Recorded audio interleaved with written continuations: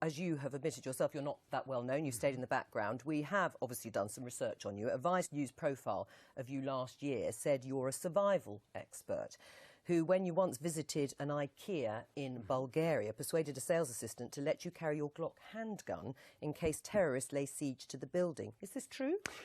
No, the chap who wrote that, great guy, but that is an embellishment. I mean, he's writing for an audience that really appreciates kind of exaggerated journalism. Which bit's exaggerated, just to make it clear to our audience? OK, so on that particular day, I was doing some training, which is quite normal in Bulgaria. You know, I do IPSC, which is competitive speed pistol shooting.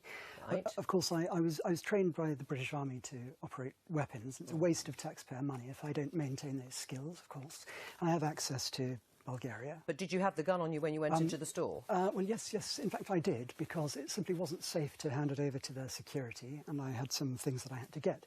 Now, in fact, that little story about, laying siege to a building, quite simply, they said to me the reason they don't allow weapons to go in there is because, in case there were an attack. And I said, surely you want law-abiding people to be armed if people are going to come in here and attack you. Right. I mean, some people might think that's quite an extreme position to hold in terms of carrying arms, although you have explained why.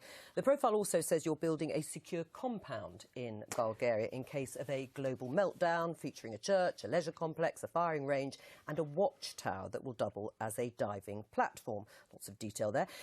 Do you think you might struggle to convince enough UK voters that you are the man to lead Ukip? Do you know, Joe, I really respect what you're doing. I don't know who's, assisted you with these questions. It wasn't difficult to find this information. But with all due respect, I believe that people are actually interested in why I'm standing and the vision that I have. What I would say is that story was entirely exaggerated.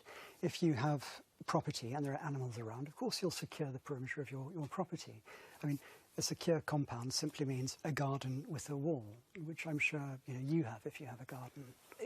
I do have a garden. I don't secure it in quite that way. But I suppose you're going for the leadership of Ukip. People will want to know about you and what sort of person you are, and these reveal you in a certain way, and viewers can make up their own mind.